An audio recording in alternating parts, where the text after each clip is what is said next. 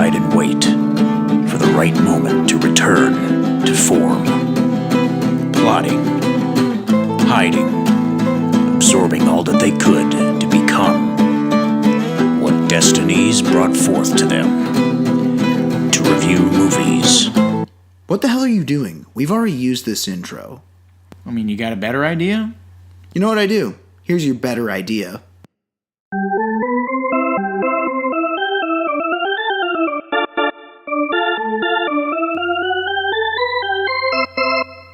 And how did that explain why we were off for 2 weeks? Oh, right. We need words. Oh, well, too bad. Anyway, welcome to episode 42 of Bonus Features with Alex and Robert. I'm Alex. And I'm Robert. And we'll just kind of quickly glance through sports. So, Kamaru Usman semi-shocked the world by beating Woodley in what was a pretty dominant performance. I would have imagined the fight being closer. I didn't think it was impossible in any sense that Usman came out on top, but I thought it was going to be a closer fight and that Woodley would take it. Yeah, it was definitely an interesting... I didn't get to watch the full fight, but from the highlights I saw... Well, it was weird because he out-wrestled him. Yeah. And, Woodley was saying, I'm D1, you wrestled D2. So the fact that the fight wasn't just... Because if it was decided by, kickboxing stuff... like leg kicks or something, that wouldn't have surprised me. Right. But the fact that it was wrestling surprised me. JDS beat separate UFC events, by the way. JDS, Junior Dos Santos, beat Derek Lewis. Yes. Pretty decidedly. And, it's okay. Yeah. Derek Lewis will bounce back. As per the usual. I mean, he bounced back after the DC fight. Yeah. I mean, not really. JDS is... He's rearing to go to try and get a heavyweight shot. That might come after Cormier retires. Because I don't know. I guess they're still doing Brock. Oh, gee. Is that really what they're saying down the line? It sounds like that's what they want, but I don't know. Who cares? Here's hoping that we get the trilogy. That would be ideal. DC John Jones. Let's do it. Because Anthony Smith, he put up a tough fight, and I'm surprised it went the distance, honestly. So I'd like to see John Jones, DC, just one more time, at heavyweight. Sounds good. At heavyweight. Yeah. Hawks are kind of blowing it. They had a hot streak, then they had a cold streak, and now we're sort of at that point where we need a lot of stuff mathematically to happen for us to get a playoff spot. It's probably not going to happen. What's up with the Bulls? Bulls have actually been playing, less shamefully over the past couple weeks, but still, it's just at this point, I mean, we're what? Hopeless. Yeah, but, it was good to see him stick it to the 76ers a couple days ago, and I don't know, it's been not as shameful as it's been. All right. That'll do it for sports. Okay, on to news. Our top story is that Brian K. Vaughan has been chosen to write the script for the Gundam live-action adaptation. Of course, Brian K. Vaughan is comic book author primarily, and he's known for such series as The Runaways, Why the Last Man, and he had a run on some other stuff. He did Ex Machina, no relation to the robot movie from A24, and he had a run on Mystique that I thought was pretty good, or at least he did the first 13 issues or so.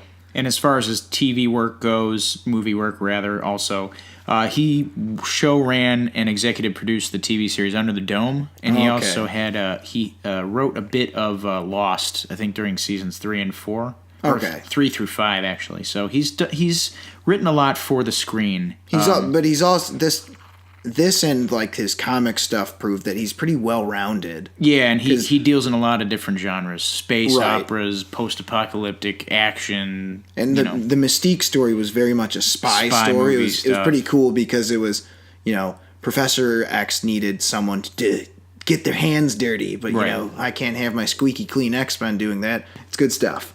So I'm a big fan of him writing Gundam. I think that works just fine.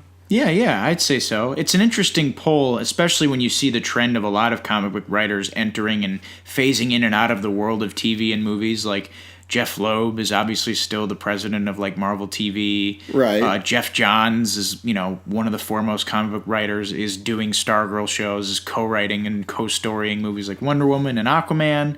Brian K. Vaughan is the latest to do so, and I mean, I don't know much about his relationship with the Gundam IP, but if his, story work on any of these other things is a testament, I think he's a solid pick.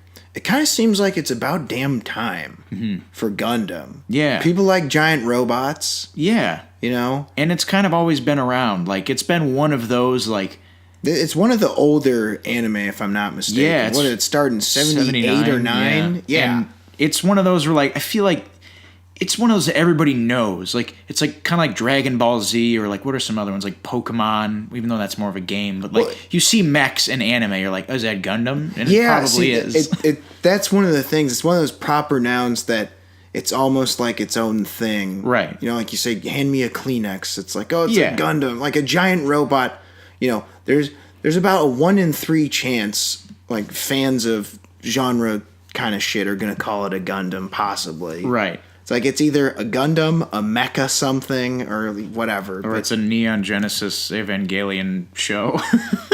I gotta get on that too because I've heard good things. Same, but the point Gundam is like that's synonymous with mechs, I think. In general, yeah. Mm-hmm. So, it's also I was reading about what the main plot is, at least for the TV series. The idea is cool. Mm-hmm. It's about like colonies on the moon and they revolt against Earth. Yeah, There's a big war. Yeah, it's definitely a movie. It sounds real badass, and if they use that same concept, Brian K. Vaughan, helming the script, I could get behind this for sure. I think he should fare well. Indeed. Well, we move on to our next story now, which is a confirmation that Hellboy is in fact going to be rated R for strong bloody violence and gore throughout. This comes also with a red band trailer, which I haven't seen because... Which I also haven't seen. Yeah, neither of us have seen. Not because we're not interested. Because, no, we've talked about this on end. Trailer 2s give too much stuff away. Right, exactly. I've seen a little bit of it. Like, I've seen, like, maybe a clip of it, but I didn't need to see it. I've seen the first trailer. I'm kind of already... I've seen enough to see the movie. Right. I've seen enough from the trailer. Actually, it was weird. I saw the first trailer again, and I've kind of changed my mind since. I thought it seemed very average so-so the first time I saw the trailer, but the second time I kind of warmed up to it. Yeah? Yeah, I don't know why.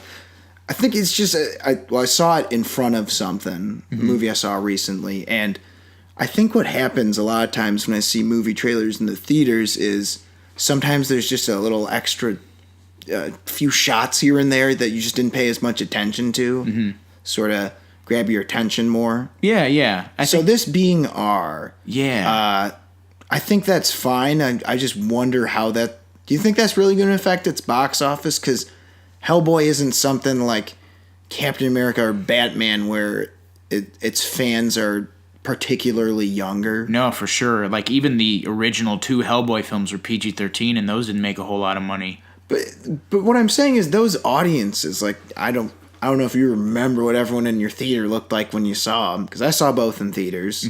I saw 2 in theaters. I remember it was sort of more like older teen, young adult oriented. I wonder how, because both of those movies came out sort of pre-comic book movie boom. That's So I wonder if that'll help this, but I'm not sure. I think so. It'll probably help more than hurt it. Yeah, it's weird though, because normally an R rating It's a kiss of death. Well, it's either a kiss of death or it's a confirmation, we're getting the blank adaptation we should be getting. Right, Deadpool and such. Like if Kick-Ass was rated PG-13, I'm sure that would turn some heads. Yeah. I mean, general audience wouldn't care, but I also think it wouldn't have made the same impact, similar to Deadpool. For sure. So I'm fine with it as long as it's for the sake of it feels natural. Because the one thing that would really suck is if it pulled the, sausage party moment. Yeah. Well, we can say fucking stuff now. Derp-de-derp. Ugh, that would not be good. Don't try too hard, guys. I don't think they are, though. Yeah. So that'll be it for Deadpool. What's our next? Or, god damn it. Hellboy. Christ. Hellpool and Deadboy. Yeah.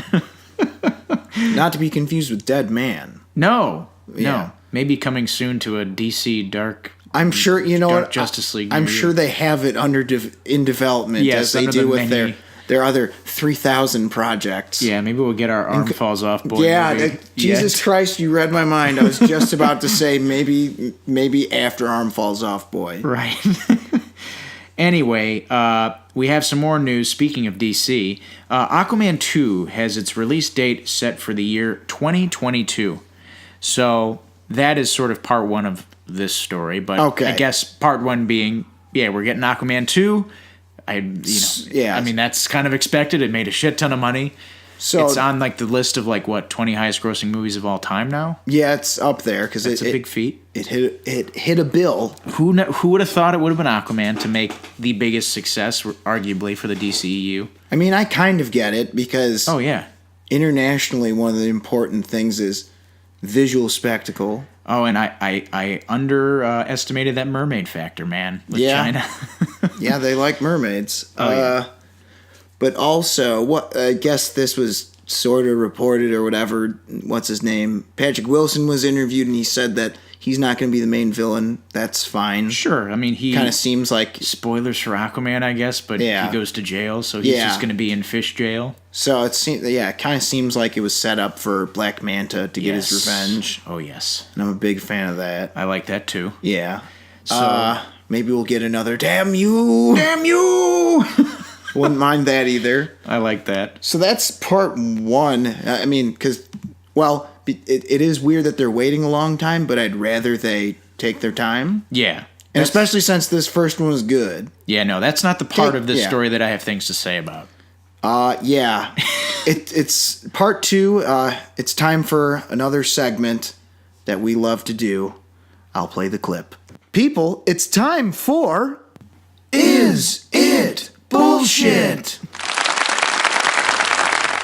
Yes, that's right. It's time for another round of Is It Bullshit? I hope there's a lifeguard on duty because we're going to the deep end to determine whether or not this next news story is telling the truth or a lie.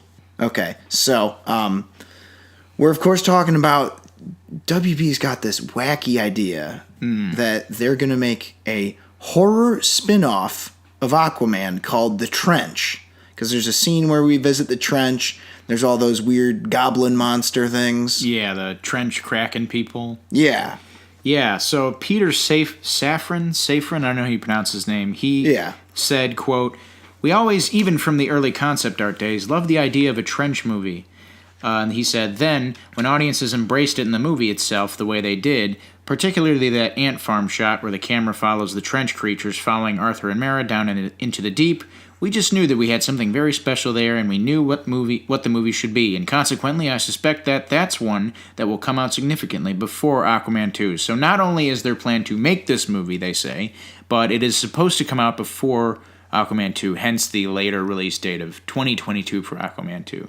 I just gotta say, guys, like, you read the room, and this is what you got, like, not a Mara spin-off movie even, not a Black Manta and his dad, like, prequels, Commandos movie or something, like, those at least, I wouldn't have been for those either, but I would have got them, or like an Origin of Atlantis movie. Those are also bad ideas, but they're not the kind that make you think they've completely lost their minds. Right, like... Okay, so to start off, is it bullshit or not? I'm calling bullshit. There's no way this movie's ever getting made. Oh, yeah. This is one of those spitball in the writer's room, producers meeting kind of things that should have never left the room. Right. This isn't as bad as this. This isn't like Aunt May. The Aunt May spinoff which was clearly never going to happen. Let's just put that out there. Mm-hmm. But the fact that ever escaped into the internets, the zeitgeist at all, the fact that got out there, I feel like this is obviously not as dumb as that, but it's still pretty stupid. Yeah, I don't get it. It's not going to feature Mira and Arthur. So who the hell is it going to feature? I would expect if this movie. It's gonna feature the trench monster. Yeah. And co-starring. Yep. So yeah, I'm really excited for and I'm pretty sure that's exactly what it's gonna be. It's gonna be about a bunch of kids on a yacht. Narp and Liblurp. Exactly. Sorry, that's gonna hurt my throat too again. It's going to be about a bunch of kids on a yacht, and they're going to be getting attacked by these things, I think. I get I understand James Wan does his horror stuff, whatever. Mm-hmm. This ain't the one. No, and I don't also understand think it's that. bullshit that this will happen. All right, so we're calling double bullshit on it. It's not happening. Mm-hmm. Especially, you're right. You guys read the room. This is what you came up with. Yeah. DC, we like what you're doing. Let's keep it that way. Right. You know? Mm-hmm. That to me was it's almost super baffling. Mm-hmm. Like Aquaman should have signaled a few things to DC. Should have signaled the following. You don't need to be super 100% accurate on everything, but the more comic book-ish, seemingly to the general public and to box office, the better. The more comic book accurate the costumes are, the better. Mm-hmm. The more action-packed it is, the more crazy locations, the better. Visual spectacle. Yeah, and I guess, character is important, but it doesn't count that much. Yeah. Surprisingly. Yeah. But the point is there were takeaways and how they thought horror spin-off that's based on nothing, is there even I don't know if there's a spin-off comic of this in existence. Well, because this is kind of like, every scenery we liked, let's do a spin-off. Oh, you know that Italian villa was really nice. Let's do a spin-off about the guy who sold them the flowers. Yeah, no, I was just going to say, when are we getting my falafel guy from Batman Begins movie? Right. What the fuck? I mean, we're using a little bit of hyperbole, but I think the point remains. Stay in the right lane. Yeah, the trench, while it was a very cool part in the movie, it wasn't even the majority of the movie. That's just a part of the movie. It's one of the cooler parts of the movie, right. Sure. But that doesn't mean I want a movie about it. Isn't that part of what makes certain sequences cool, is that they're just there for the right amount of time? Mm-hmm. What is it with this whole idea of overstaying welcomes on things? Yeah, this is as bad as... We need a Krypton series. We need a this series. We need a fucking, the security guard in Fantastic Four series. Where does this shit stop? Yeah, this is as bad as this would be as bad if Warner Brothers saw Inception and saw all the scenes with the tops in it and were we need to make a fucking Beyblade movie. It's guys, what are you doing? This is just such a weird pull. Why? Okay. Okay. My only silver lining is I guess it won't be that expensive to make if you're going horror. I guess it'll be a drop in the bucket of budget, but that doesn't mean I'm going to watch it. I feel like it'll be still more expensive than a regular horror. It might be, not but that clearly that doesn't matter to them. If it's in the style of a I was about to say James Gunn. If it's in the style of a James Wan horror, I don't think it'll be more than $50 million. Yeah. I think they have a way of just making this be a bunch of kids getting terrorized on a beach. But you know who they're just mercilessly forgetting about? The 55-year-old dad. 55-year-old confused dad. What? Where's Aquaman? Where's Aquaman's and the Aqua girl? Mermaid, that's a name. Yeah. Where's Ariel? Yeah, where's Ariel? Ariel Mermaid, that's a name. The redhead girl, she's got legs now. I don't know how that happened. Oh, man. She used to have a tail fish. But I guess she broke the spell when she met Jaimin Hansu fish guy. Oh, man. Honestly, though. This is just a weird... I mean, I don't know what else to say beyond... I don't think it'll happen, and it's a very, very weird idea. It's a very dumb idea. I hope it doesn't happen. You know what? I'm saying, yes, it is bullshit. It's not happening. Mm-hmm. All right. So, on to our next story. Not an is it bullshit story. Yeah, a real story. Yeah. A Gremlins animated series is currently in the works for WarnerMedia's forthcoming streaming service. Se Chun is set to produce. He's a producer on Gotham and Once Upon a Time. Side note, WarnerMedia is also going to make original content, says executive Kevin Riley. I mean, that was kind of foregone conclusion since we said in the works for WarnerMedia's streaming service. Right. But... okay, well, no, I was going to say, I am a heathen. I have not seen either Gremlins film fully. So... Tell How dare you? Preacheth to me, sir, the glories of the Gremlins universe, and whether or not you think this will fail, or it should fail or shouldn't fail. Well, firstly, Gremlins 2, just start a little backwards. The new batch? Yeah, it's not as good as 1. I think that's pretty universally agreed on.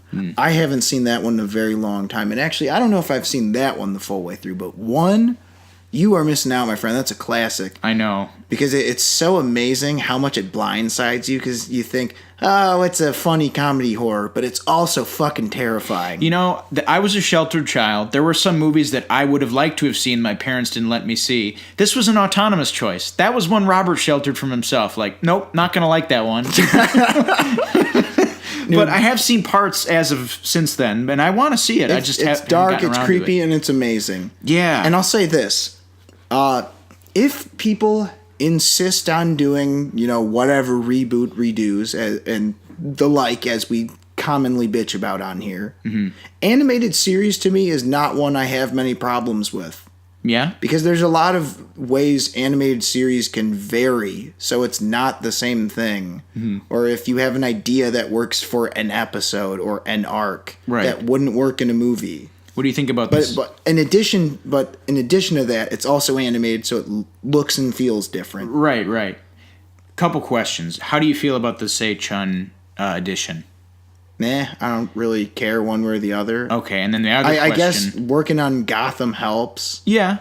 The other question I have is, how do you feel about this animated show being on a streaming service? I know in the past, streaming services and animated shows don't necessarily go hand in hand, but Warner Brothers in animation is a tale as old as time.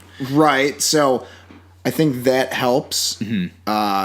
Unfortunately, I wouldn't be surprised if it ends up looking sort of shitty. Yeah. Like in terms of quality of animation, like not like that shitty Spirit show on Netflix shitty, but maybe something more along the lines of like a lot of the current Cartoon Network like shittier animated shows. Like, yeah, I don't think there's a lot that are really, I don't know, like the Powerpuff Girls reboot, maybe. or like I don't know. The point is, you can do animated and have it be something new. Like, they've done this a lot of times. Like, there's pretty much, didn't all 3 of Jim Carrey's 94 movies get animated series? Oh my god, you're right. Dumb and Dumber, had Mask, and Ace Ventura did. Yeah, and you can compare them to the movie, but they're also far different in a way where they can kind of be their own thing. Yeah, and that's why I have less of a problem with someone moving to animation, you know? Yeah. So I think there's room for this to be good based on the fact that you can make it different enough, but also true enough to the original, source material. Well, I know for sure that by the time this will be out, I will definitely have seen not only Gremlins 1, but possibly also Gremlins 2. Yeah. So I got to get on that shit. Yeah, I should revisit them. It's been a while. Maybe we'll do a classic review one of these days. Indeed. Perhaps in December. Yes. As it is a Christmas movie. It is a Christmas movie from what I've seen. About horrifying little shitty monsters killing you. Yes. Then maybe you have to kill them while listening to Do You Hear What I Hear? Yes. Let me just reiterate, this is not Home Alone. Yeah. Different little shits that are trying to kill you. Yeah. So that's that. Yes. I didn't know they were planning on making original content, honestly, for WarnerMedia. It makes sense. Sure. It's a part of the, Disney's doing it. But, well, see, that's the other thing. Maybe Disney Plus's stuff and WarnerMedia's original stuff will be better than Netflix. Could be. Maybe that's why they left in the first place. More creative control, and they don't have to split the profits, right? Right. Because, well, I don't know. Netflix, I guess, makes good TV shows, but not as far as you or I are concerned. But yeah, we're very much in the minority on that. Yeah, and as far as movies go, their movies suck. They got a long ways to go. fuck all of their movies. Yeah. I've never seen a good one. I know. The best one I saw was still a horrible movie. It just had unbelievably good fight sequences. Oh, was that The Night Comes for Us with Joe Taslim, I think is his name, and Iko Uwais, of course. Mm-hmm. So that'll do it for the Gremlins streaming service TV show on WarnerMedia. All right, our next story, moving back to DC, we've got a couple of Suicide Squad stories for you. It seems as though Idris Elba is in talks to replace Will Smith in James Gunn's Suicide Squad sequel. This comes per The Hollywood Reporter, who says that Idris Elba had a very, very productive conversation with James Gunn and since then has joined the picture in the role once occupied by Will Smith, Deadshot.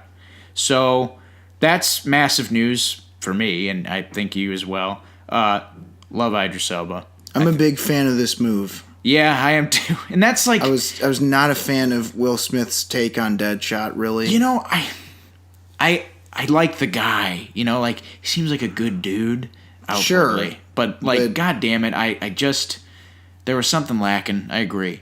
And I think Idris Elba could have that. It might have been the X-factor. script. It might have been whatever, but I think Idris Elba is a better choice to begin with anyway. Right. So even if Will Smith could have done better, I think Idris Elba would do it even better. I agree. And I think from what I've heard... Anything Will can do, Idris can do better.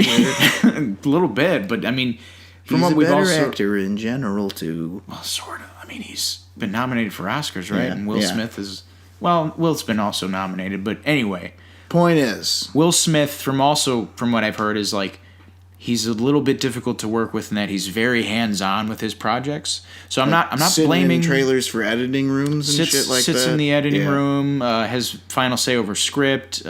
He's very influential, as he should be. He's a huge box office guy, but... Now, I'm not going to blame Will Smith for making Suicide Squad not so great, but... there was a lot of things at play. You can't blame it on any... Yeah.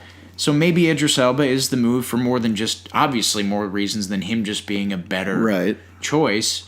I think maybe he'll be a better person for James Gunn to, have his creative juices flow, perhaps. Yeah. I don't know. I mean, the move was made for a reason. And now that he's dead as Heimdall and never coming back, because when you stay dead in Marvel. Mm-hmm. Just like Agent Coulson. This is a weird move. As I said, Warner Brothers has been... Their new strategy is all right, guys, we're going to poach some, jilted people that fans feel were, jilted by the MCU. We took Joss, we took James Gunn, and now we're taking fucking Idris Elba. It's like, what's next? Terrence Howard? Well, who's coming up next? Well, Edward Norton? Hey, but they are... Well, funny you mention, because as is... part of the other part of this story. Yes. They're also looking at Dave Bautista for a character called Peacemaker. I've never even heard of this dude. Yeah, there's a lot of... Well, let's... I guess move on to that. Go through the rest of the squad. Reported according to... Jeff Snyder, one of Collider's own insiders, and he's pretty reliable. So this could be gospel, but we don't know. So it's a rumor for now. All right. Ratcatcher, a.k.a. Otis Flanagan, though this will be gender swap for the movie...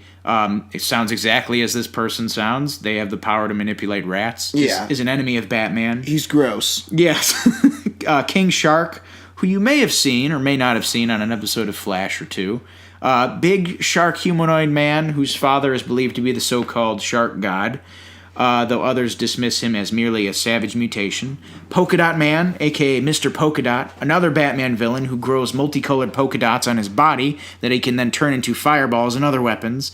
And then the character in question that Dave Bautista may or may not be up for, Peacemaker, who's my favorite, an agent of peace whose motives are driven by an extremist form of pacifism that makes him love peace so much that he would kill for it.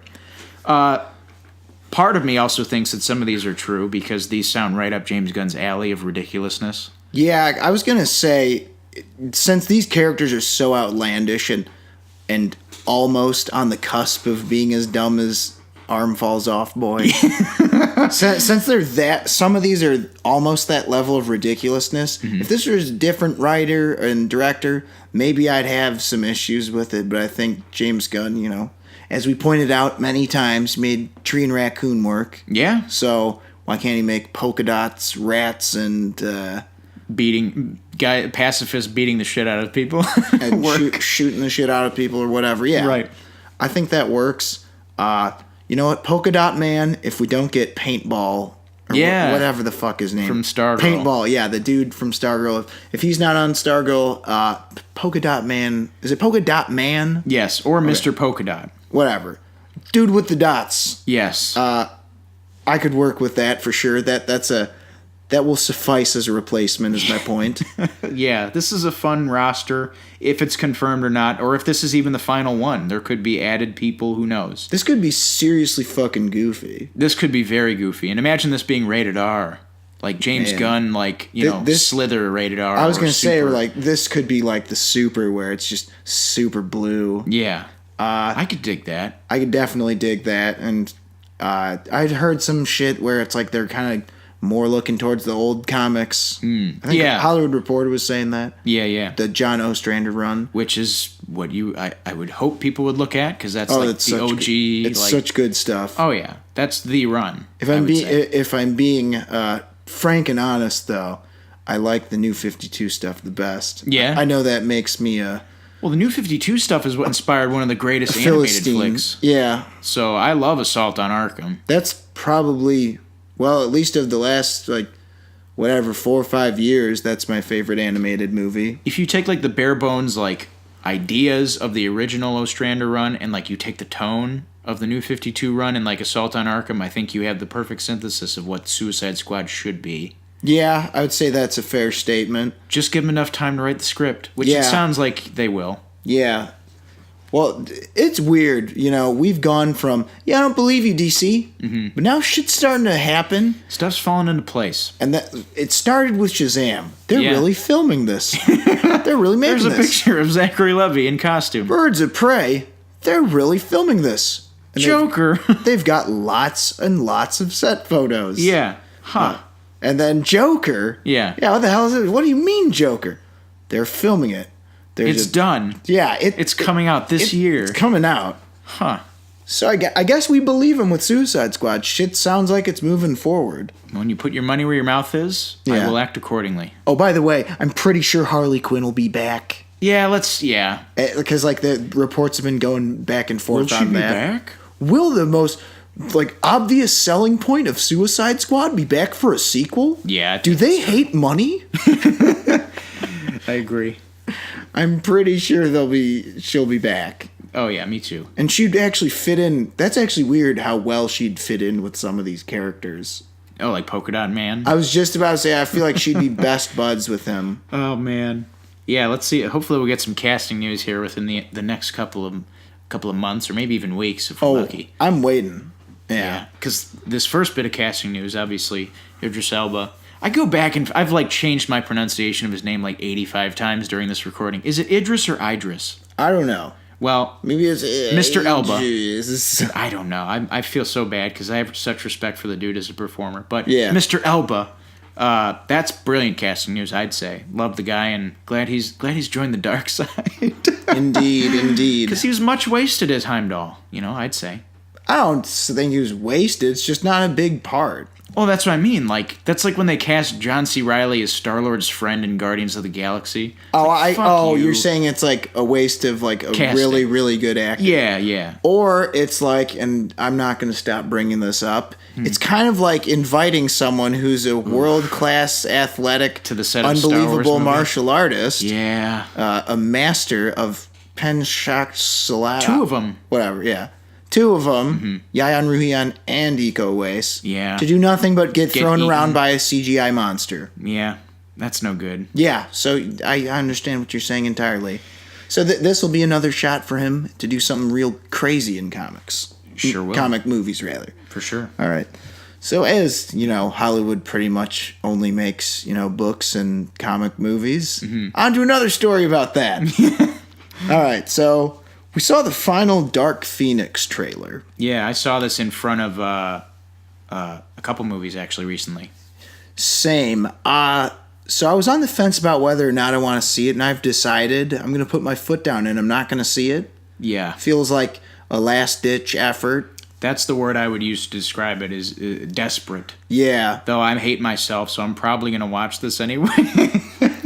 Just because I want to see it. I won't be joining you. I don't blame you. I don't feel good about it. Yeah. It doesn't look promising. Because, it's just a couple episodes I'd said, 2019's off to a good start. And that was me just lying through my teeth because I wanted it to be true. But I thought about it, and then, after recent movies, 2019 hasn't been all that great so far. So I'm going to be a little more selective this point going on. Well, here's my thing. We're doing the Dark Phoenix thing again. Which like we already knew, so you're already fighting an uphill battle, yeah. So why would I have seen this? What would have been the number one reason for me to see the story done again?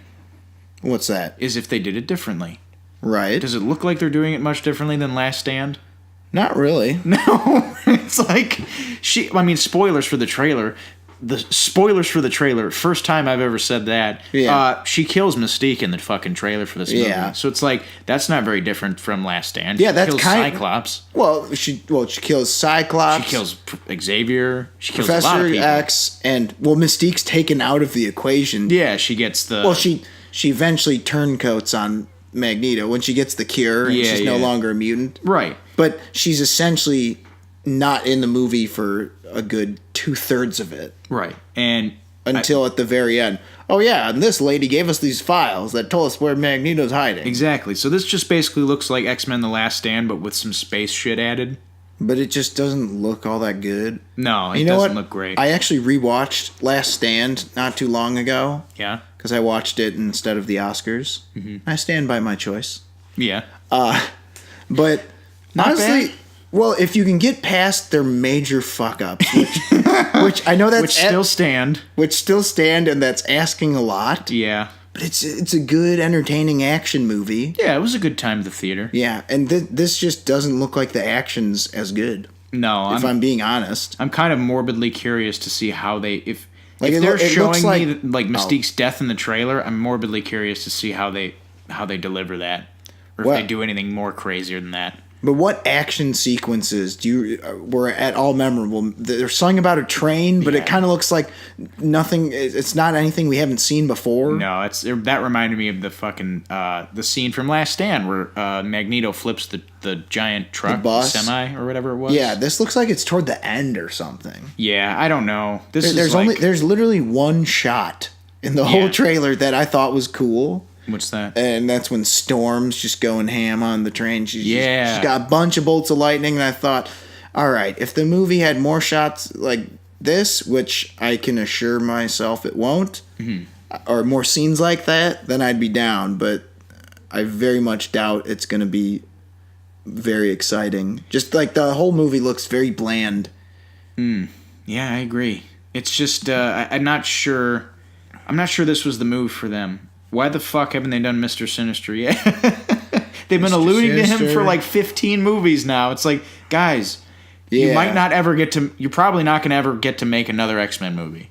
Like, the way that this Disney thing's working out. Forgotten arc. Yeah, it's like, what the fuck?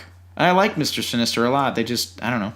I mean, there's... No Mojo World? Well, yeah. See, that's like an obvious one to me. There's 1,000 of these things. No arcade? A good version of Mutant Genesis. Yeah. Not this half-assed, semi-kinda, sorta. Like, still haven't done Omega Red? Really? Yeah. Ever? It's weird. They're missing out on a lot of things. Mutant Massacre, Fall of the Mutants. There's 130,000 stories they could adapt.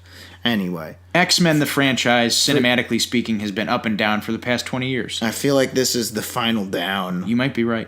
Yeah. For those of you playing at home, are you excited about this trailer? Sorry if we shat on it and you were. You probably aren't. You might not be. Tell us how unexcited you are in the comment section. That is, if you're unexcited. Yes. Or don't.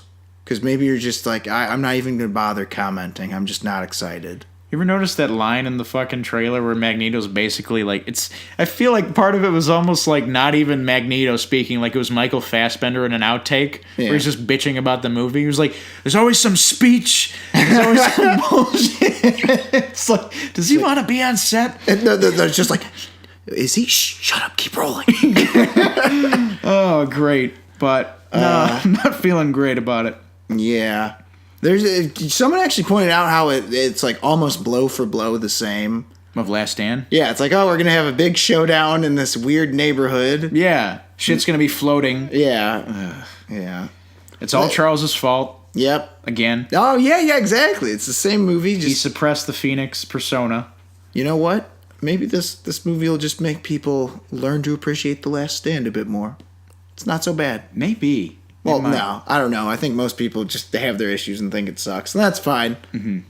Yeah, but this looks this was your final push. Because as I said, sometimes an extra trailer changes my mind. Mm-hmm. I can think of 2 examples. Alita and 300 Rise of an Empire. Mm-hmm. I thought, all right, I need a little more. And then I saw the trailers, and they had enough to turn me and change my mind and say, okay, maybe the first one just wasn't edited as well. The second one looks like there's more to it. Right. This was your chance to show me there's more to it, and the more to it wasn't enough. Yeah. So that'll do it for whatever the fuck this movie is. Dark Phoenix. Dark Phoenix. Yeah. Dark Phoenix, man. So moving right along. We got a trailer for Midsommar. Mm-hmm. So that's a horror movie from Ari Aster. That's his name, right? Yes. Dude who did Hereditary. Yes. So another joint for A24. Mm-hmm. It's got Florence Pugh. Florence Pugh. Yeah, Florence Pugh. Jack Rayner, Will Poulter. Oh, yeah. And then people I don't know. Yes. And that other people playing at home don't know and don't care about. Yeah, yeah. So, this is... What the hell is... It's like a festival in Sweden, right? Yeah, the film follows a couple visiting a rural Swedish community to participate in their midsummer festivities. So, midsummer is a like pagan ritual ceremony to celebrate the comings and goings of the summer months. I guess to put it very simply. And obviously, if you've seen the prior Ari Aster joint, Hereditary, he's got some things to say about paganism. And if you've seen the trailer for this, it seems kind of along the same lines. Like, it's probably not going to be a fun watch. It's probably going to be really fucked up. It looks pretty weird, but you know what I think is interesting about this movie? Have you ever seen a horror movie that has such a vibrant color palette? Vibrant, like, pastel color palette. Yeah. And you know, with such brightly lit scenes. I like that, honestly. I think that's almost creepier in a way. Yeah, like the flowers and the lilies and the white, a lot of white. There's even white bars, which I honestly didn't even notice until you pointed it out to me. Well, across the top. I thought that was a little weird. I thought that was showy, man. Yeah. But it's like, I get it, man. It's bright out. I get where they're going. They're going for the Wicker Man vibe, the original Wicker Man. I kind of like what I'm seeing. I'm just not really sure. Yeah, I got to see. I maybe think not more, but this is one of those. I might just go into it. No, I'm definitely going to go into. I'm interested in seeing this. Mm-hmm. I think the setting is what's selling it to me. Yeah, yeah. Not enough horror movies set in Scandinavia. Yeah, I guess not. Not that there's a call for it. That's real specific. That's if a movie takes place. There's not enough movies about Azerbaijan. Well, I mean, like, paganism is like a huge thing in horror movies now, and like Scandinavia's got its like pagan shit, like the Germanics and such. Oh, okay, but, like, I got you. I guess it makes sense.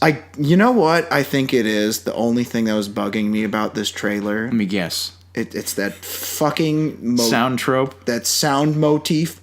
Yeah. It's just annoying. It was literally pissing me off. I'm like, stop. This is irritating me. Yeah. From Hereditary. That click. I'm like, that's a gross sound. I don't want. I literally okay. That's not the only reason I didn't see Hereditary. It just didn't look very good, but the click did not help. No. This, I'm like trying to listen to the trailer. There's something in these woods. How much? Can you shut up? They're talking. Yeah, it's like there's an annoying person in the theater, like giving CPR. No, it's. Well, no, not. Oh, how annoying! Shut the fuck up! Hey, can you die outside? Oh, we're keeping that. Please, God. No, we are. Oh, fuck. Oh, okay, funny. Don't you hate it when people are so... God, shut the fuck up. Yeah, people are so rude in movies nowadays. No, but, like, it felt like there was someone, like interrupting the trailer. It was just annoying. Yeah, it was annoying the shit out of me, and you know what? I'm going to give this movie a chance. Yeah. Because I've been hearing a lot of buzz about Ari Aster. Yeah, he's definitely got stuff to say. And Florence Pugh. I like her. I've seen her in a few things, but she's got promise as an up-and-comer. Right. I like Will Poulter. You know Will Poulter. Yeah, of course. Good stuff. Eyebrows from We're the Millers, and of course The Revenant. Right. Love him in The Revenant. But yeah, I'm excited for this in a weirdly masochistic way. This just looks like it's not the same bullshit. That's what I like. Right. No Boo haunted house, no lights going on and off. It looks very different. Really, the only thing that's annoying, I guess, is probably not going to be a big part of the movie. It might not. Well, hopefully not. Hopefully it's not breathing every yeah. They're not going to be like in the movie, like the credits are rolling. like every, it's just like to the point where you can't understand what the people are saying. There's thing in the behind the shed. They just like, it's like at one point they just turn and like shoot someone. All right, now that can stop. Yeah. There's something behind the shed. Yeah. Oh man. Okay, so it's been a pretty comic book movie laden news week this week. Why don't you say we end this off with more comic book movie news? Yes. Don't mind if I do. Let's do it. Jared Leto would like to remind us all that he is actually filming the Morbius movie. He wants to remind you that this is a thing and it's happening. This is more of an I don't believe you basis than we were with DC about a year ago. I was going to say, I'm like, this is like, like where DC is like, they're filming it. There's no way they're going to make a Joker movie, and they're filming it, and you see the set footage, you're like, wow, they're really filming it. This one's like, they're not going to make a fucking Morbius movie, and like, you see the Instagram, and you're like, wow, they're really filming it. Yeah, they're... God bless them for trying. Yeah, I guess. If that's what they want to do, hey, it's a free country. You can do what you want. I suppose. All right, if that's the way you want to do it, fine. Got some casting news also for this film. Adria Arjona. Wait, you mean more people have decided to join this film? Yes, this so-called project. Yes. Adria Arjona has joined the project. Matt Smith of Doctor Who fame. He was also in that movie we talked about a bit ago called Charlie Says, where he played Charles Manson. Oh, yeah. Jared Harris is in this, who you might know as... Well, you might not, but he played... what the fuck is Sherlock Holmes' villain? Moriarty in the Guy Ritchie sequel to Sherlock Holmes. And I think Tyrese Gibson is in talks to join the film as an FBI agent hunting down Morbius. But I'm shocked this is going on. I'm shocked this is the second Venom Universe movie to happen. Of all of what I've heard, Tyrese Gibson helps. Yeah, a little bit. A little bit, but I don't... Well, what is he going to be like a co-lead, they say? I don't know. It just says he's set to play in talks to join the film as an FBI agent hunting down Morbius. So, right. I don't know. I just feel like this is just going to be any vampire movie, and it's going to have almost... The fact that it's based on a comic will have almost no bearings on it. Yeah, and I think that's what's the... There's so many things wrong with this fucking project. The 55-year-old dad's like... First of all... Well, the some C, as the cool cats say. Right, it's like... What is it? Sony Universe of Marvel characters? Oh, man. They're still going with this because the Silver and Black is now... got canceled, but moreover... Still working on the script. No. It's split in two. Yes. Each of them... It's more complicated Each of them will get their own development hell movie. Before the team up. That'll never happen. Yeah. It's just so weird to me that this is the second film. Like, before Kraven the Hunter, before... Honestly, what the fuck else is in development? Silver Sable and Black Cat, like... Would have made more sense than this. Actually, I think Silver Sable would have made the most sense. I would think they both... Because she's a mercenary, so it's like... That's a real easy world build. Oh, I've got to go after something in said location that also has stuff. Oh, Kraven, huh? Interesting. Yeah. Or whatever. Or post-credit scene. Oh, Kraven's Silver here. Sable beat up all of them motherfuckers and got her bounty because she's mercenary. Right. I've got a new job for you. Go after this Kraven guy. Bumpity bum. There we go. Roll credits. Also because the new Spider-Man game that came out, I believe, featured prominently Silver Sable and Black Cat. So it's like they're in the relative zeitgeist of like, oh yeah, I remember her. She was in Spider-Man. Yeah. But like, fucking Morbius? Like, first of all, I don't know of anybody who actually knows Morbius, like, as a fucking, like, top 10 Marvel or, like, Spidey villain. I don't even know if he cracks top 15 Marvel villain. Or, goddammit, Spidey villains. Like, really? See, Morbius is, like, a go-to character for when I tell people, yeah, I like pretty much every Marvel and DC character except blank, blank, and blank. It's like except Dazzler, X-Man, like other various like alternate universe guys, and Morbius. Yeah, he's a definite go-to except for blank, and like, he sucks. And my other problem with this movie is like your second movie is basically going to have the same tension as the first. It's like I have this thing inside me. It's gonna stop me, or I can't stop it. It's gonna kill people. I gotta stop it from killing people. It's like that's fucking Venom again. Well, except this time he's a vampire. Yeah. It's like, what? But, okay. Whatever. I don't know. Okay, so... We've already talked enough about how this just doesn't make sense. But it's happening. But that's the thing. We only talk about it again because this time they really mean it. And we're still just like, guys, no. Yeah.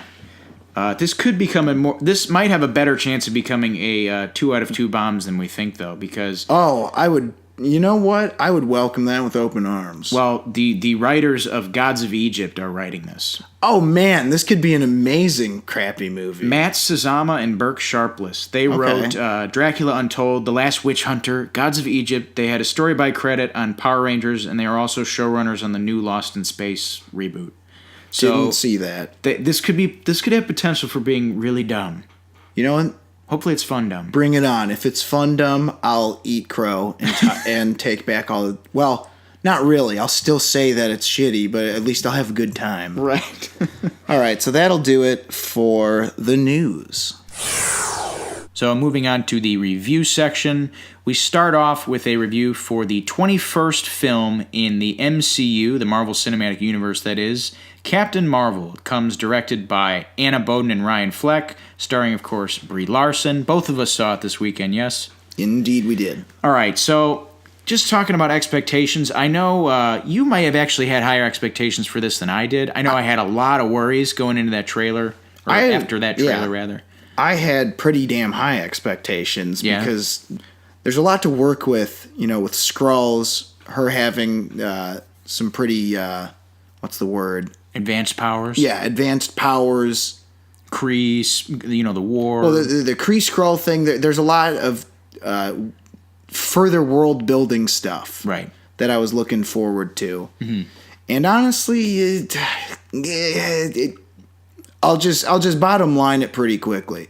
It felt rather short of my expectations, but it was not terrible. Yeah, this seems like this is going to be that review of A Tale of Two Expectations versus Two Realities. Yeah, because you had much higher expectations and came out liking it less. I had much lower expectations and came out, admittedly, liking it a lot more than I thought I would. Now, I'm not going to go to bat for the movie. It's not perfect at all. I would also say it's not even that great or even that good. Yeah. I would consider it, in my eyes, lower mid-tier.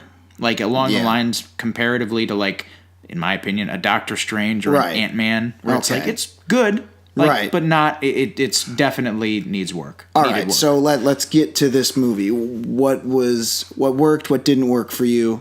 Anything you'd like to start off with? Well, I mean, let's just start off with, I think we got to start off with the biggest thing to talk about, which is the titular character. How did you feel about Captain Marvel? How did you feel about Brie Larson as Captain Marvel? Because a lot of people have been very critical of the character being very stoic. Oh, from the trailer? And that was something I was a lot more worried about from the trailer than actually as I was watching the movie. Now, she's not perfect, and I would also, again, put her on the lower tier of characters, but, like, I thought it was fine. Like, I've seen much worse, like, characters with, like, much less... like, she's not Neo, but even Neo, like, had enough to work with where there was some personality, Like, I was okay with it. Okay, see, here's my thing.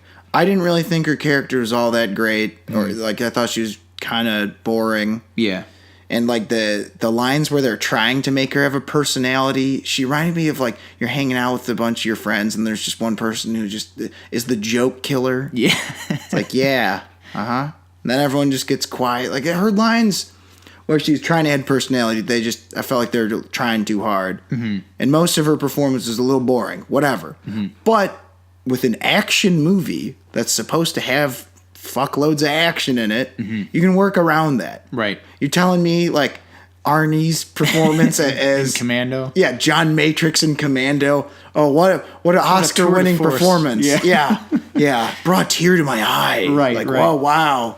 Yeah, but it has to be enough to keep you in your seat and actually care about the character. No, but and Arnie I'm saying, did that. Well, that's what I'm saying, dude. Commando is like in its 9-minute run. It's like close to near a damn hour of that's just like shooting shit and fighting. Yeah. See, that's my problem with this is if you're gonna have a character that's just kind of so, don't spend so much time trying to make me like them. Right. There's a few emotional scenes that just weren't working for me.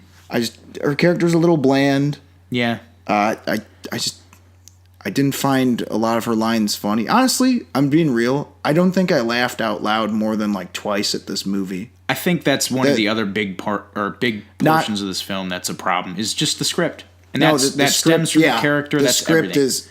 That's the thing is maybe it's like this is not really related to her performance. I thought the script was kind of weak. Yeah. And this showed that it was written by committee. Yeah. Because that credit sequence, not a spoiler, but like you get to see the full force of like, oh, there was like 7 people writing this, essentially. There's like 3 people writing with like 4 story by credit people. That's my thing. And I thought a lot of the stuff at the beginning was cool. And I even liked her character better at the beginning. Same. You know?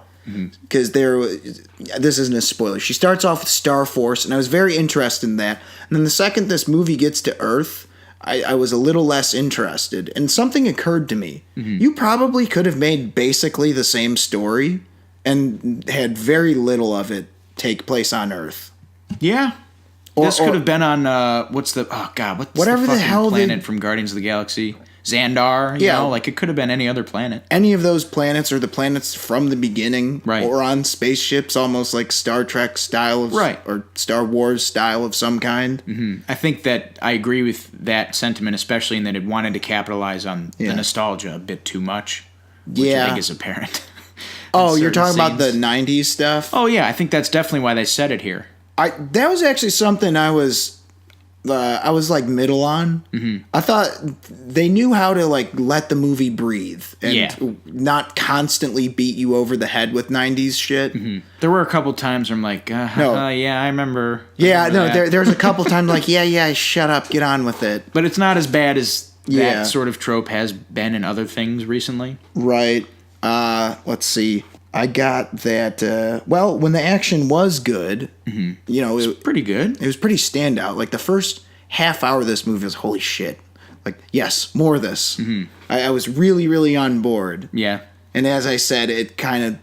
The middle is meh, and then it kind of gets better at the end a little bit. Yeah, this is another one of the many movies where its middle is the biggest crippling point. And one other thing is... it's told in a semi-non-linear fashion, but to me, I don't feel like that added anything really particularly strong. No, it didn't amount to much. And without reveal, like whatever, fuck it. No, there's unexpected twists. Whatever, not super unexpected. They kind of foreshadow it, but anyway, I felt like all that really served to do was hide the fact that they didn't want it to be another formulaic origin story. Yeah, this is just like Doctor Strange's problem. They had that kind of problem a little bit.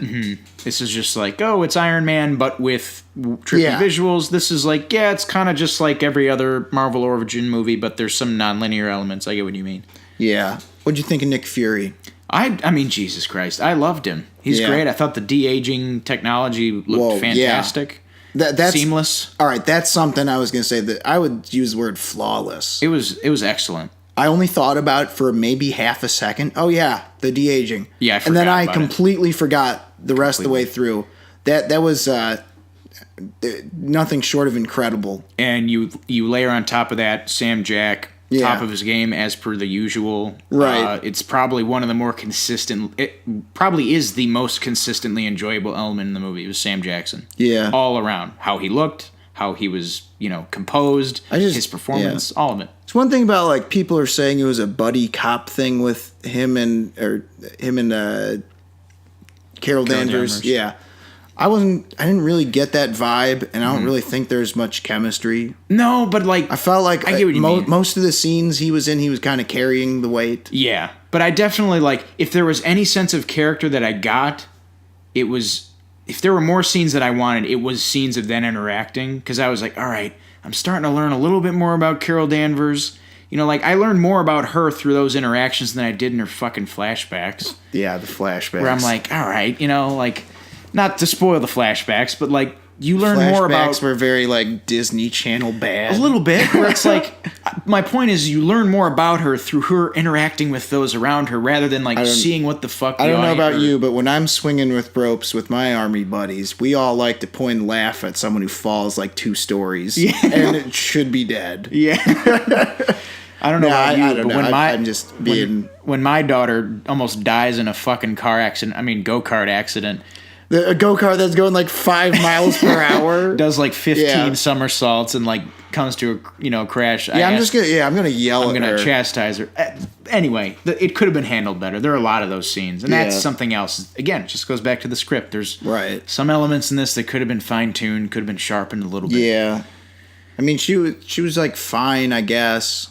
Who, Brie Larson? Yeah, you know what? And that's kind of how I felt about almost everyone. Like. Mm-hmm.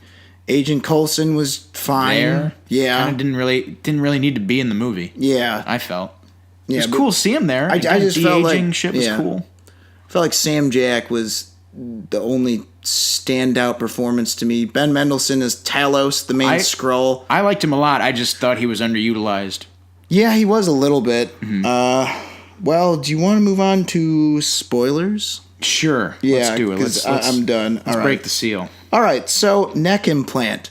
Hey, Jan Rog, Jude Law. Yeah. Who's also just kind of whatever, he's fine. Yeah, thinly veiled villain, but whatever. Yeah, it was. Yes, this third build actor is not going to be the villain. They're just going to sit in this ship and fucking talk to fucking what's her face over a telephone. Okay, cool. Okay, so the whole thing. Hey, I forgot my memory. What's this thing on my neck? Oh, that's a good thing. You want that? Oh, cool. You should get one too. No. I mean, I don't need it. Why do I need it? Yeah, why do I need it? You know, it kind of itches. You think I could get a new one? No. No, don't touch it. Yeah, come on. Like, you know what? For the sake of not revealing plot holes, maybe you should just ignore that and just let it sit there. There's some thinly veiled shit. Also, you have to control your emotions. Okay. Can you stop shouting at me? Jesus, keep it down. What? I'm just not reacting. There you go again, shouting. Like that was like whatever, man. What is the superintelligence? It's this artificial intelligence that's totally not evil. Yeah. I see. Yeah, it's totes cool, brah. There's a lot of stuff in this where you're like, I see where this is I wanted going. more Star Force. Yeah? Well, it's just like I thought it was like they set up this thing. Like, we got this crack team, the sniper and all that. Mm-hmm. And all they do is they have a pretty rad fight scene at the beginning. Then they disappear for a while and then get their ass beat at the end. And it's not even a remotely close fight. Going off of that, and maybe this was just me reading into the story when it broke, because I think we reported it here. Did you feel like there was a fucking need for Jaimin Hansu and Lee Pace to come back and reprise their roles ultimately? Like, they didn't really do anything. Like, even Lee Pace, like, Ronan shows up for fucking a scene. You could argue that about most of Star Force. Yeah. You could have made it like... They're inconsequential. You could have made it Jan Rog, Carol Danvers, and maybe 1 or 2 more. Yeah. I don't know. Or maybe just like 3. I don't know. It just kind of felt like whatever... I don't know. It seems like maybe there was more of that because the beginning was relatively fast-paced. Yeah. Which was a good and bad thing because it kept the story moving and it was cool and they went through some action scenes. I liked it. Yeah, and that's one other thing I will say, and I think we disagree on it, is like comparatively speaking to other Marvel movies that did do this. This one, I wasn't really ever bored except for like maybe one time. I 100% disagree. I was bored a couple times. The scene is where like when she hooks up with Maria Rambeau. That was about it. That scene sucked, but that was pretty long. It was long. So that's right after they, are chased out of the building or whatever when they're digging through files, and that scene wasn't all that interesting. It was okay. It was okay, but I liked it. Like I said, if you're going to have a character who's just, sort of whatever, blah, like, just, I don't know. Like, I guess the thing that they had at the beginning was, oh, she's snarky. All right, fine, I can work with that. Like, right. Thor's a god and he's very pompous, or, Gamora's very ho-hum, or whatever. Each one of them. Captain America's, golly shucks, he's just that moral compass guy, whatever. Right. They all have their thing. They gave her a thing sort of at the beginning. Like, I'm snarky, derp, saying things that are mean to Korath for no reason. Right. No, I mean, I keyed, but right. my point is, like, that kind of all went away. It's like, digging through files, blah, blah, this is boring. And then to follow that scene up with, oh, Carol, you're so great. You're so smart. You're so awesome. Like, really? Haven't seen it? Yeah. Comparatively speaking, it's not, I mean, it doesn't hold a candle to, like, the second act of Winter Soldier or anything like that, but, like, it's definitely still better for me than, like, a Guardians of the Galaxy Volume 2, where your literal protagonist is just, like, not doing anything. Like, even, like, when she's at Maria Rambeau's house, it's like, she's there to, like, they need her because she's a witness to whatever the fuck happened with the ship and with stuff. The engine that exploded that gave her powers. Yeah, so at least we're there on the pretense of the plot moving forward, whereas, but like, it's just, it takes too long and it's boring. It definitely took too long. All of that dialogue sucked, and you can't just drop all this shit on us like we're supposed to care all of a sudden. I think as soon as Ben Mendelsohn shows up, it gets better. It gets a little better, but even then, it's like, I'm just here to talk. Okay, if I want to watch people fucking talk, I'd see, like, a real movie about real fucking people and shit. Yeah. I don't know how to put this, okay? We got The Upside playing two theaters down. The Upside? The Kevin Hart, Bryan Cranston one? No thanks. Yeah, no, but it's a talking people movie. Yeah, exactly. Okay, that's my point. I'm not saying action movies should just be bashing shit against the wall for an hour and a half. Right. I'm saying give us enough character to care, but make action the main fucking point. Well. And that's my problem with this movie, the same way I had a problem with Guardians. Or Guardians Volume 2. Right. However, not as badly. Well, they do course correct in the latter half of the second act and the third act, but it's not for the better, I'd say, in including more action, because I don't think... In the second half of the movie, I would argue there is not a good action scene. What? In the second half of Captain Marvel. I don't think there's a good action scene. In terms of, like, looking good or being engaging. You know what I mean? Because, like, you get the I'm Just a Girl fight scene, which... Yeah, their use of pop music was rather egregious at times. It felt out of nowhere. Like, it felt like it belonged more in a James Gunn movie with more personality. It's also, like, than this. isn't there a thing where you don't want the song to just, like, announce the premise? That of, like, what's happening in the scene. Yeah. It's like, he's swinging on a rope. This could have been a musical. A battering. No, he's getting in the bat plane. Some shit, man. I don't know.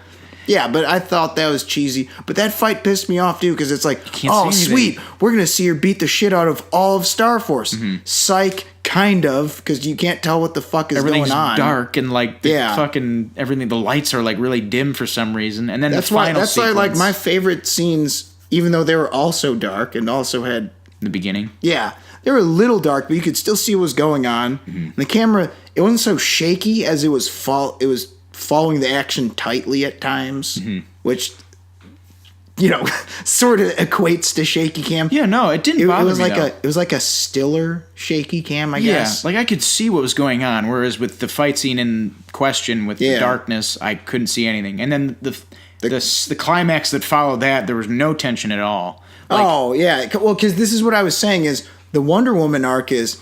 Yeah, I'm just going to plow through you fucking pussies. Yeah, I'm going to flip over your tank. What you got, brah? Yeah. I'm going to kick all your asses. Here comes Ares. I had to deal with some bureaucracy because people didn't believe in me, but I showed them that I can fuck shit up. And then she gets to the dude in the watchtower. Oh, shit, he's pretty strong. Well, it made pretty steady work of him. Oh, yeah. What's up? The general. And then it's like, very well, but I'm the real Ares. It's like, oh, shit, things just got harder. Right. Or Man of Steel, where it's like you have Superman... punching similarly powered beings like Feora and I don't know the guy where he throws Big like dude. the fucking train and all that shit. But then like the end of the movie you have him against Zod. So this guy's like more skilled than he is and he's stronger than he is and all this stuff. My point is I felt at the end of Captain Marvel that, that criticism that a lot of people have about Superman where it's like, well, he's like the most powerful being ever. Why is there any tension in any of his scenes? I felt that during this. I was like, what the fuck? She's just gonna win. Like, there's no tension. There was no question of her winning. Wouldn't that have been a perfect time for like, oh, by the way, Jan Rog? Oh no, I'm not a regular human. I'm something more powerful. Yeah, I'm also something more powerful. Excuse for another fight scene. This pulled the anti Man of Steel, because it's like, yep, just made steady work of your friends. Yeah. Well, now I'm fucked. Let's just rehash the Indiana Jones sword gunshot scene. Right. It's like, well, that was anticlimactic. Mm-hmm. The other thing was, it was so stupid the way he was phrasing it. It's like, this is dumb. Like, you shouldn't be able to use your powers. Let's fight normal. It's like, dude, we know that's not about to happen. Yeah, you're setting yourself up. I guess that was supposed to be funny. Yeah, it's like, it was almost one of those monologues where it's like, I feel like she would have fought you fair and square had you not started talking like this. Yeah, it's like he got too into it. Yeah. I didn't get Caught me monologuing. Yeah, they didn't do what I would have loved, which is, if they must rehash old jokes or old ending scenes, I would have rather it have been Lethal Weapon 1. Just been revoked. Oh, Lethal Weapon Fighting 1. the Rain. Yeah, my favorite. Yeah. I told you, he's done. He's caught, but he's like, nah, fuck it. But she has laser blasts. It's not even like a scenario where it makes sense for her. It's like, dude, I'm not gonna not use laser blasts. Yeah. It's like that's like Mike Tyson. I challenge you to a boxing match, but you're not allowed to punch. Yeah. It's like, come on. I don't know. Let's see. Goose. Yeah. Oh, I get it. It's not like they foreshadowed enough that he's a cute thing, but guess what? He's gonna eat someone or do something crazy. They say like 3 or 4 times. Baby Groot, Jack. We've seen it a million times. Jack CGI. from Incredibles. Yeah. CGI wasn't great on Goose when it was flying around and floating. It wasn't great. I don't know. Maybe I'm just a jaded piece of shit because that like Goose got a decent laugh out of my theater. Yeah, it almost got a clap out of mine. Oh, a clap. Yeah, there was almost a clap, but it didn't happen. As Red Letter Media might say, and they clap. And they almost clapped, but then they clapped at the end. All right, so I guess I'll say one, just maybe a couple more negative things. Mm-hmm. Monica, man, like I try to give kid actors slack. Yeah. But you know what I think it is? I think it's that the dialogue was really, really terribly written for her. The dialogue was really bad. Mom, I'm supposed to egg you on. I'm a mouthpiece for the writer. No, and there was that, and there's that one scene where like fucking she's going through the pictures and she's like just pouring exposition out to the audience. Like, there's your dad. Remember how you guys have a shitty relationship? I was like, is that they fucking just actually write that? Is that really the fucking line they made this poor girl say?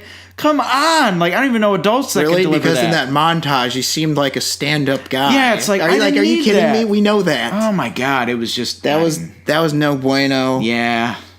Here I'll try and end with some positives. I thought like even though you kind of saw it coming, like the Skrull twist was kind of neat. Yeah, it was good. I like the Skrull stuff for the most that's part. What I'm saying. I like Ben Mendelsohn and all that. That's what made it a little more interesting to me than Guardians. And here's the one thing I'll say that. You know what I think that's the main difference. So what they did right was they had also the subway chase was good. Yeah, I love the foot chase. I forgot that. See, like I said, the first half hour had some real good shit in it. Yeah. Okay, so that's another really positive thing. Well shot, interesting, varying locations and good usage of its scene and all that. Also, fantastic cameo. By Stan Lee. Right. Reading the Mallrats script. Very, very good stuff. Fantastic. Yeah. And great tribute in the beginning to Stan.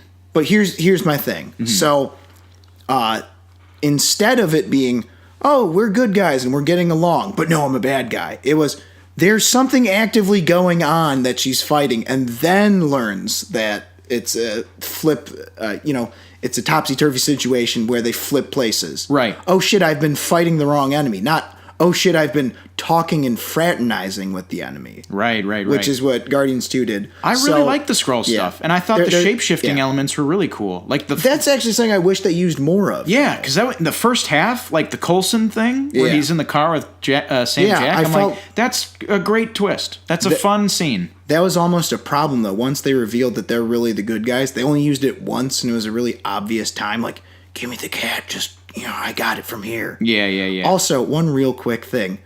Yeah, it's like, don't worry, she's a friend. Oh, yeah, that's cool. I'd be like, fuck you. You've been, like, killing the Skrulls and shit. Like, eat shit. Mm-hmm. Oh, yeah. Oh, I'm sorry. Oh, you're sorry? Thanks. Okay, I guess everything's patched up. I don't know. That's like a minor nitpick. I'm just joshing. No, I get you. Yeah, the space battle at the end, the CGI. Yeah. But seen worse. Well, here's the thing, though. It didn't look all great, but I thought it was cool looking anyway. Because it was like, you know what? To be honest, I hate to compare it to this because this movie was clearly better than this. Fan Four Stick. Yeah. At the end, when they finally go to the void, and you're like, at least they're hitting shit. That was kind of my attitude. Yeah, she's plowing through everything, no problem. At least she's hitting shit. Right. And then Ronan's just like, I could probably continue my assault, but for the sake of ending this movie, I'm just going to turn around. Where's my paycheck? Yeah. Yes. No, I mean, I get it. It's like, they give him the fucking hammer again, and he's not even going to use it? Yeah, well... Come on, man. Yeah, he's got to do some accusing. Yeah, what the fuck? I don't know. I think they could have used... It's not really even the overpower thing. It's just give her an equal challenge. Right. Like, they could have made Jan Rog an equal challenge, whatever. Like, even Superman in the first Superman, which I'm not the biggest fan of, has to spin the Earth around to prevent Lois Lane's death. Also, the distinct lack of barroom brawls. Yeah. There are all these bars. And not enough barroom brawls. Carol Danvers of the comics, at least, takes no shit. And I kind of got that impression here. Mm-hmm. She don't take no shit. Yeah. No barroom brawls. All these good bars, and I'm just like, there's a Steven Seagal fight scene waiting to happen. Yeah, no, I'm like, I'm seeing jet fighter planes and bars. It's like, all right, someone's got to get punched in these bars, right? I've seen Top Gun. Yeah. Like, what the fuck? Oh, one more negative, even though I tried ending on a positive. The eye thing. Like, that's how Nick Fury loses his fucking eye. Give me a fucking break. Yeah, that was no good. Felt like a retcon. Well, it's a retcon, but it's also like, we did it for the lulz. Really? Yeah. All this shit about what a badass Nick Fury is. Like, come on. Especially, that's one thing I thought this movie did a decent job of, is not overdoing the comedy. I just didn't find the jokes particularly funny. Mm-hmm. It wasn't like Thor Dark World where you're like, stop. You got anything else? Anything about super intelligence? I wasn't the biggest fan of Annette Bening in this movie. I not her. It's just her character is so, I don't know. Yeah. Just felt very empty. Yeah, her dancing to "Come as You Are." Yeah, made the very bad joke of if only Kurt Cobain could commit suicide twice. Yeah, no, but like, whoa, yeah, pulls at collar. No, but I don't know. I just didn't feel much for her character, and I don't know. I have heard many things about Mar-Vell in the comics, and like that's really what that character's supposed to be. Okay. Point is, when she's flying around punching shit and the Skrulls were interesting, those were kind of the standouts. Yeah. Okay, so let's move on to scores. What do you got? Again, I walked in with much lower expectations, was expecting a lot less, and ended up getting a movie that was watchable, sporadically enjoyable, but overall, not the worst Marvel movie I've seen, so I'd probably end up giving it my go-to score of a 7.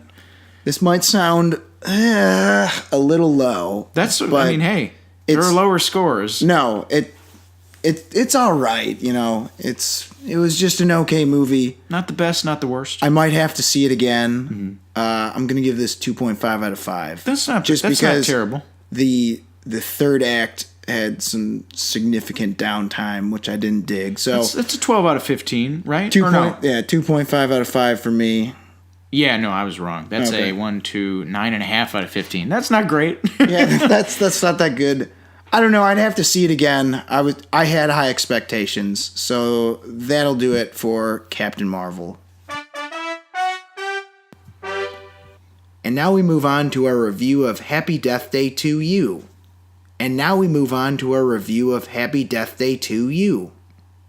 You get stuck in a bit of a time loop there. Oh, whoops, sorry.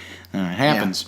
Yeah. Anyway. So this is the sequel to Groundhog Day, but with a knifey person in a baby mask. Yes, also known as Happy Death Day 1. Yes. Or Happy Death Day, the first, I guess. Right. Well, have we ever disclosed... We've disclosed some of our thoughts on this when the trailer for this came out. The first Happy Death Day, rather. Well, see, I was pretty excited for this, and this was another hotly anticipated movie for the whole year. Yeah. And it fell short of expectations. Yeah. Not that... I mean, it was very watchable. Mm-hmm. Let me put it that way. There's only one scene where I'm like, can we move along, please? Yeah. I felt similarly, though. Yeah. I think my opinions on both of these movies are going to be very similar because I wasn't the biggest fan of the first Happy Death Day for reasons just beyond, like, nothing beyond, like, I just didn't think it was super special. Like, I thought it was good, and I liked the premise, and it was very watchable, but as far as comedies go, it's like, it was okay. Like, it was funny. Like, yeah. But and as far as slashers goes, like, it was okay.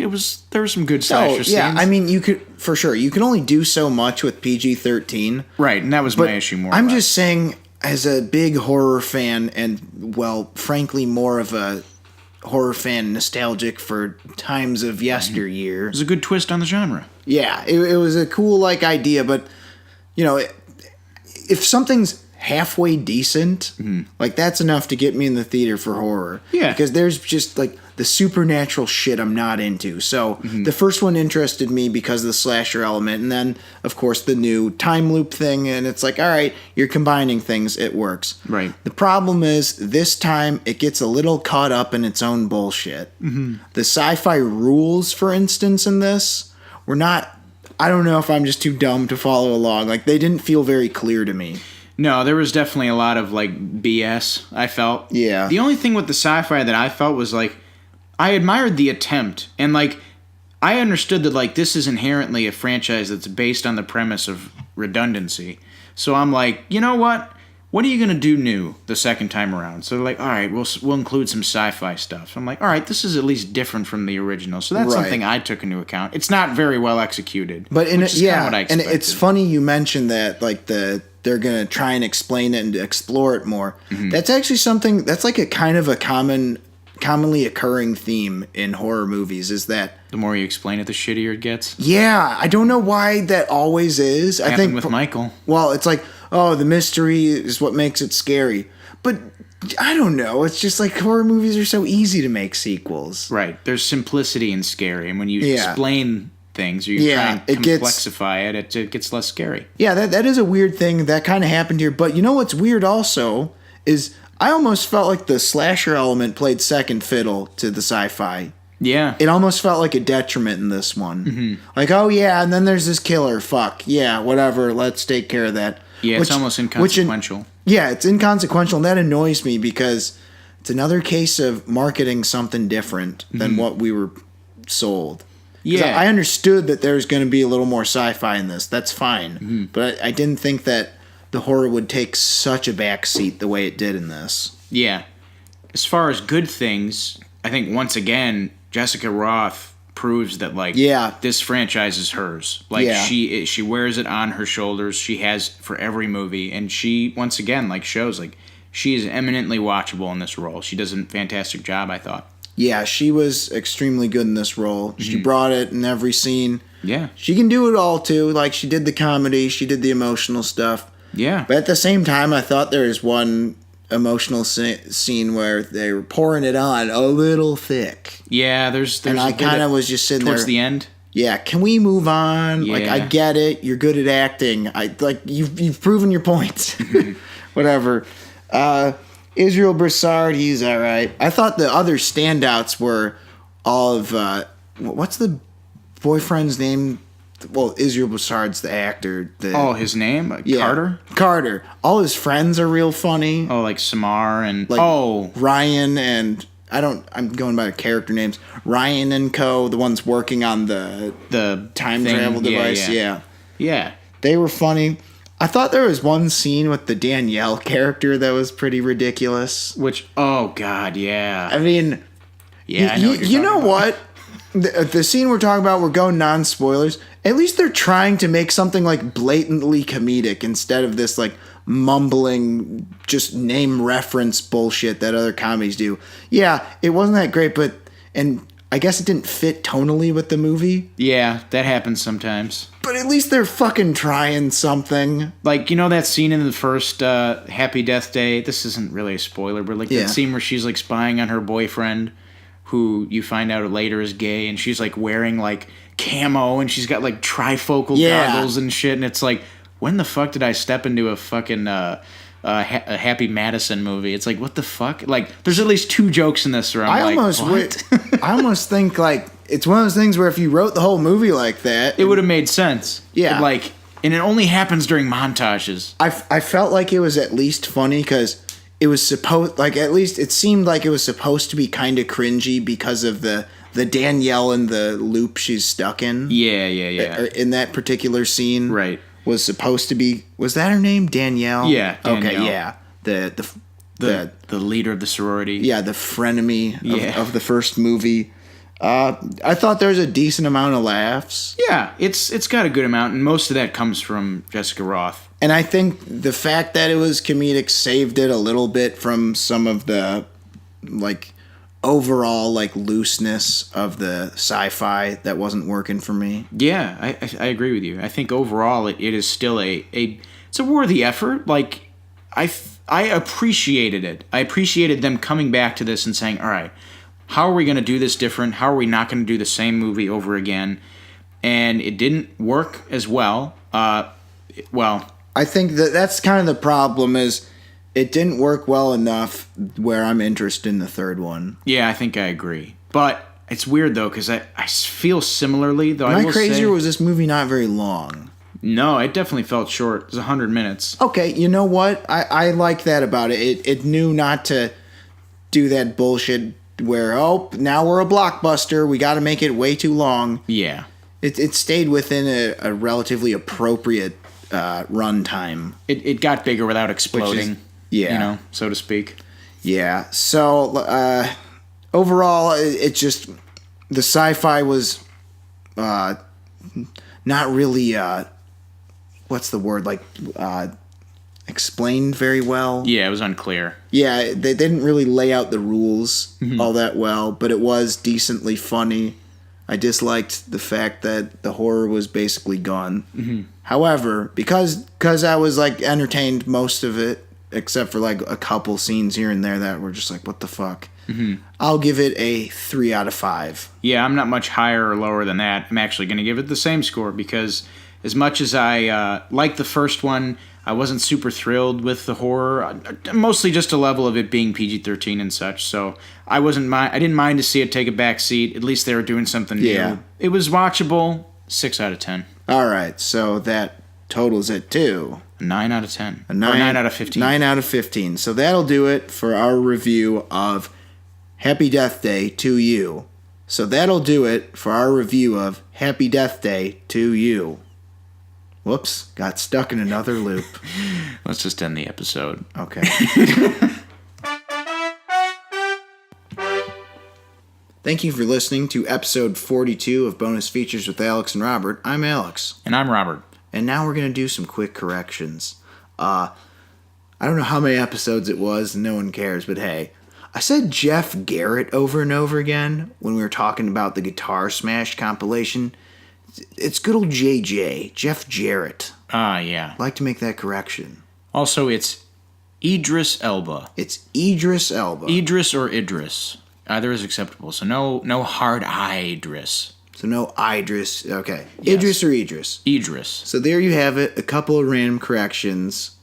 Thanks for listening. Make sure to find us on all our social media. Facebook, SoundCloud, and of course YouTube. All self-titled at Bonus Features with Alex and Robert. As always, though, we'll see you guys next time.